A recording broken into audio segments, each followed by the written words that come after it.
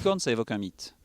En fait, dans le cas précis du trophée des licornes, un mythe, c'est un mythe qui devient une réalité. C'est en cela que, pour le coup, les licornes, telles qu'elles ont été imaginées par les investisseurs financiers, sont devenues des véritables enjeux économiques sur lesquels, effectivement, aujourd'hui, on est prêt à parier des fortunes et en particulier espérer atteindre le seuil mythique d'1 milliard d'euros de valorisation.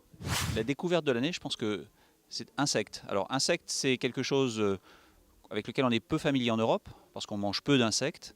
Néanmoins, c'est une énorme source de protéines, et l'essentiel, c'est juste d'arriver à trouver, et peut-être la société est-elle une des pistes, une solution pour les besoins d'alimentation future de l'humanité, dans des conditions beaucoup plus respectueuses de l'environnement.